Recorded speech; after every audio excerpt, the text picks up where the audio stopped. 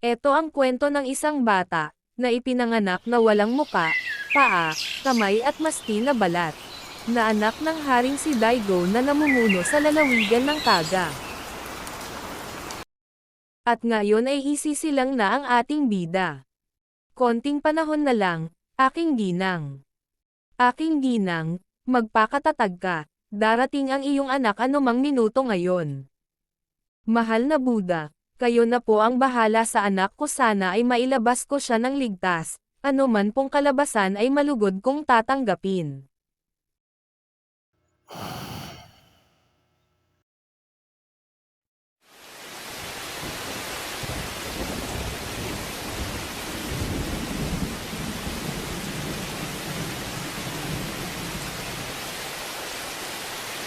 Naalala ng tatay ng ating bida, noong pumunta siya sa bahay ng pare na matanda, at kung paano niya pinatay ito para makipagsundo sa mga demonyo. Ito ang bulwagan ng impyerno.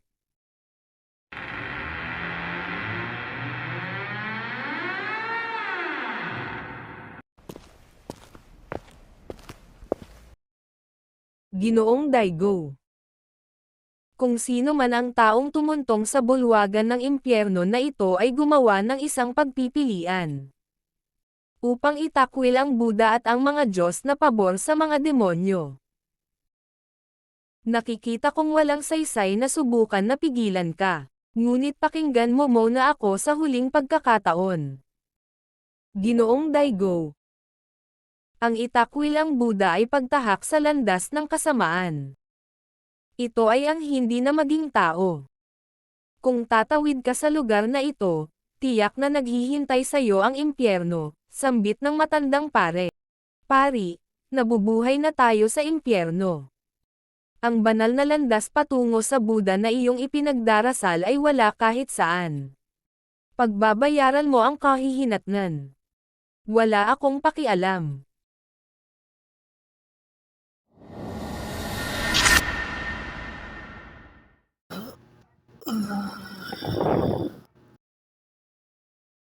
Nagpapasalamat ako sa iyo, Ginoo. Ito ang aking magiging kaligtasan. Ang mundong ito ay talagang impyerno, tulad ng sinabi mo. Ang mga panalangin na inialay ko ay tila lalong walang kabuluhan. Lagi akong natatakot na balang araw ay magdududa ako kay Buddha. Natutuwa akong mamatay bago dumating ang araw na iyon. Ginoong Daigo. Please lumayo ka sa mga demonyo.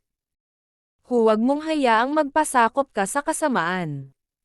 Alam kong may mabuti kang puso. Patawad, huli na para dyan. 12 demonyo, ako si Daigo Kagemitsu. Panginoon ng Ishikawa. At basalyo sa gobernador ng lalawigan ng Kaga. Ang paulit-ulit na taggutom at epidemya ay tumama sa aking lupain. Pinapanghina ang aking bayan hanggang sa kamatayan. Habang nakatayo ang mga bagay, hinding-hindi ko makakamit ang kapangyarihan at kabantugan na aking hinahangad. Ang aking mga ambisyon ay mananatiling panaginip lamang. Ngunit tumanggi akong umasa sa awa ng Buddha o ng mga Diyos. Ang sasabihin ko sa iyo ay hindi isang panalangin. Naparito ako para makipagkasundo, kung paprotektahan mo ang aking lupain, at hahayaan akong mamuno sa bansa, ibibigay ko sa iyo kung ano man ang meron ako. Kahit anong gusto mo. Naririnig mo ba ako?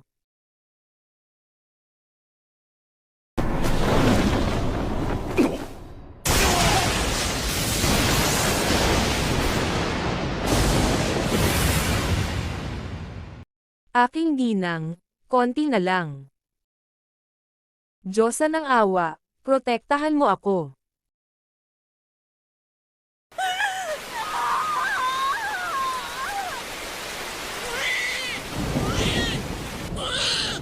Mahal na ginang. Ito na siya, lumabas na siya.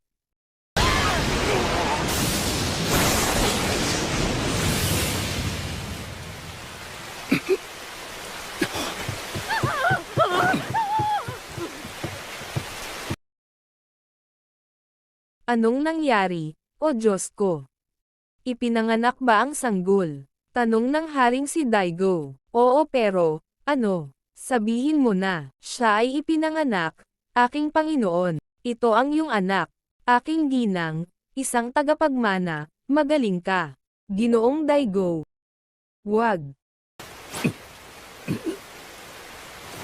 Hindi ko alam kung anong nangyari. Siya ay buhay, ngunit walang paa, mata o ilong. Wala man lang siya kahit balat. Ibibigay ko kahit anong gusto mo. Kahit ano, kunin mo kung anong gusto mo. Aking Panginoon, nararamdaman ko ang isang malalim na pagmamahal para sa kaawa-awang anak nating ito. Kahit anong itsura niya, anak natin siya.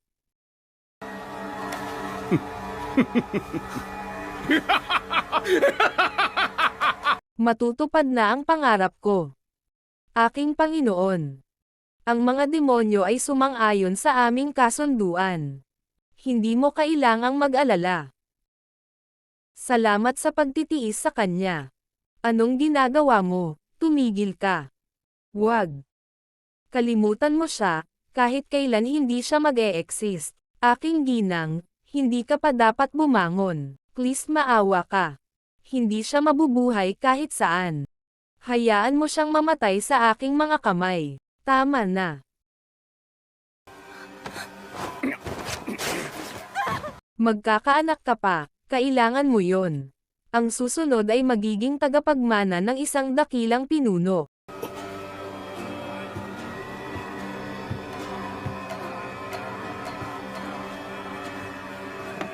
Ano to? Eto ay natangay ng kidlat. Sabi ng midwife, isinakripisyo nito ang sarili.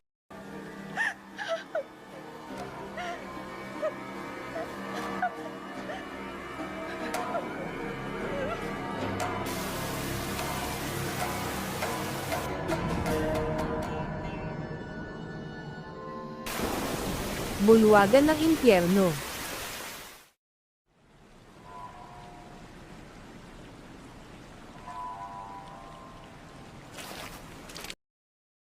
Ano man ang maaaring maging sanhi nito, alinman sa paraan, ang pagiging buhay ay magiging mas mahirap para sa iyo.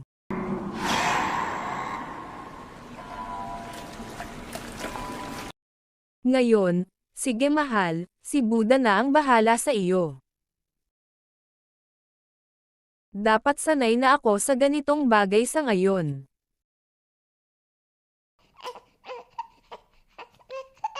Anong ibig mong sabihin? Gusto mo bang mabuhay?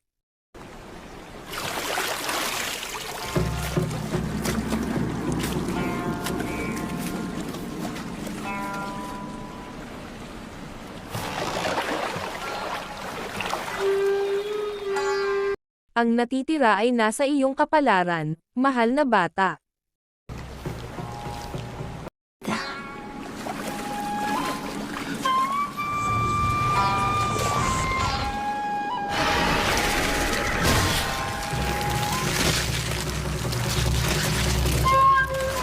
May naaamoy ako na kakaiba.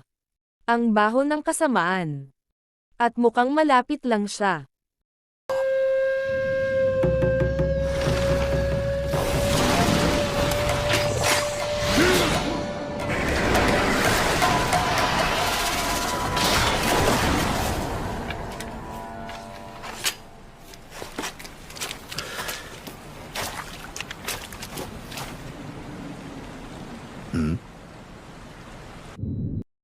Anong meron doon? Hindi siya tao.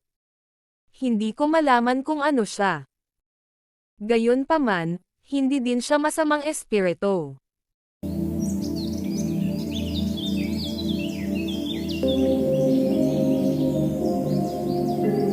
Lupain ni Daigo Kagemetsu, hangganan ng Kaga.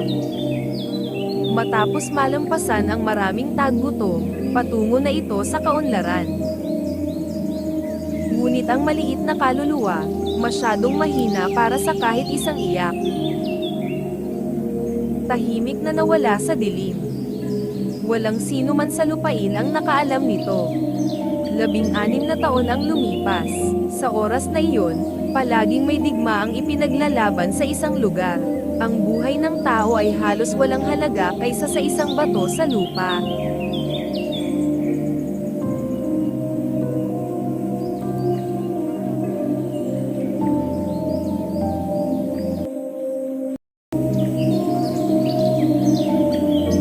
Nandyan ka pala. Ikaw ba ang doktor na nagbibigay ng nawalang parte ng katawan, ng mga namatay para sa pagluluksa sa kanila? Ang pangalan mo ay Jukay. Tama ba ako? Gaano ka karapat dapat? Naisip ko lang na mas mabuti na ito, kaysa itapon ang mga bagay na ito. Ngunit sigurado akong nagpapasalamat ka para dito. 門出阿弥陀仏修持妙法脈一日脈一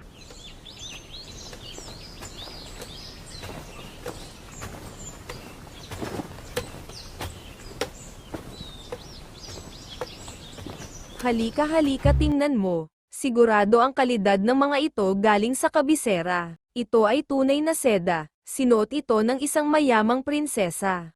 Halika ate tingnan mo.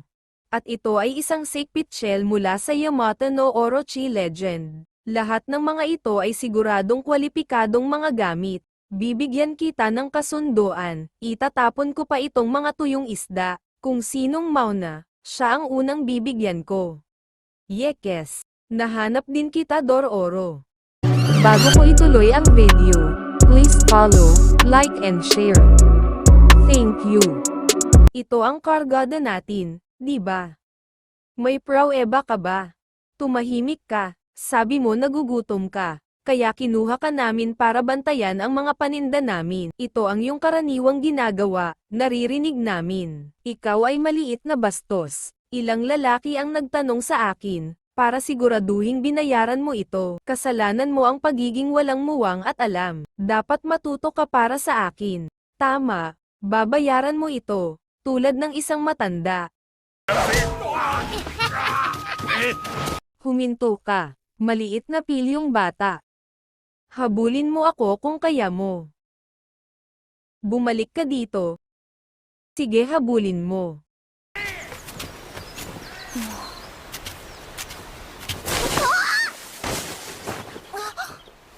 Salamat Ginoo. Huwag kang tumayo lang dyan, magpasalamat ka. Meron bang pagdiriwang ngayon, Mama? Siyempre wala. Pero, bakit siya nakamaskara?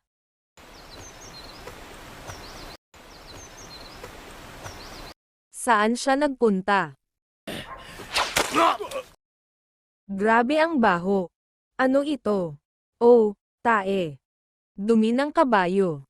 Hugasan mo ang iyong mga mukha, at bumalik mamaya hahaha. Hinihiling niya ngayon.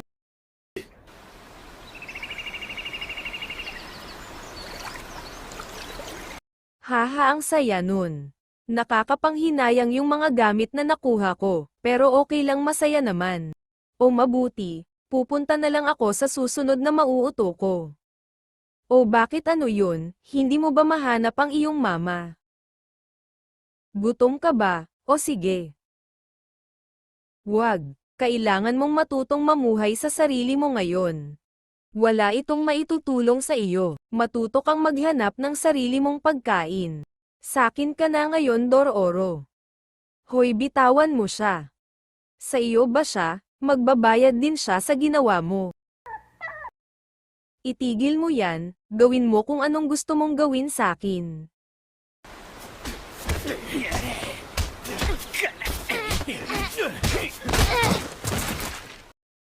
Ano, hindi ka na ba magnanakaw ulit? Talagang gusto mong masaktan ha?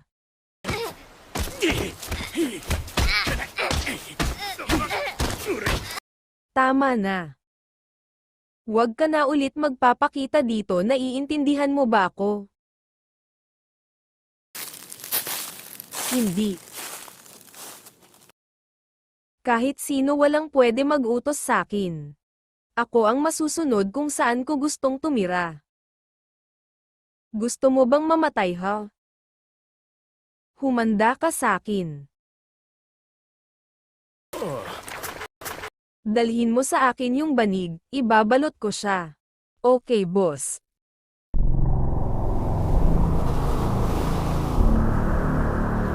Anong ginagawa mo? Bilisan mo. Boss, merong wordong lalaki na nasa taas. Ha? May mukha siya na parang isang manika. Pati ang kanyang mga mata, saan siya nakatingin? Nakakatakot. Hoy ikaw, may problema ka ba? Hindi kami ang bully, alam mo ba yun, kami ang binubuli. Hoy, naririnig mo ba ako? Ano, gusto mo ba ng away? Hindi ko alam kung sa atin ba siya nakatingin. Ang mga mata niya.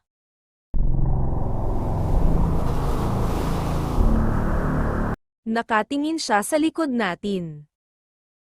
Ha, pero wala namang kung ano doon.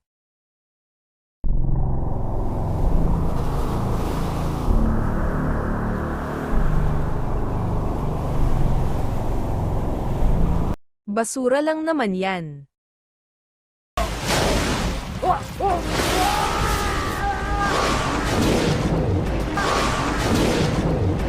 Kinain siya nito.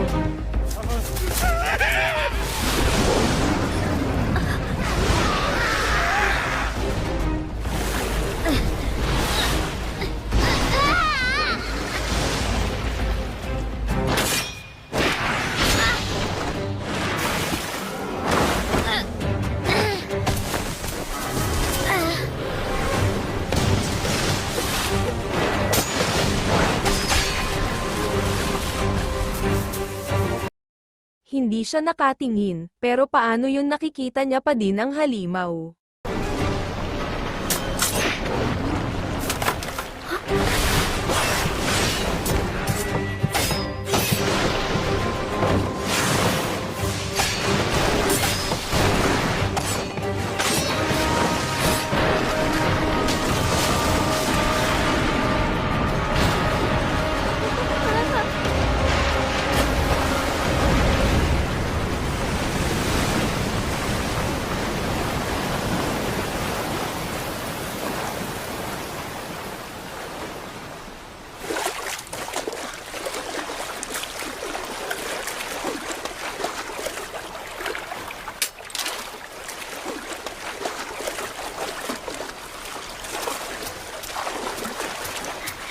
Wow, ang galing nun kuya.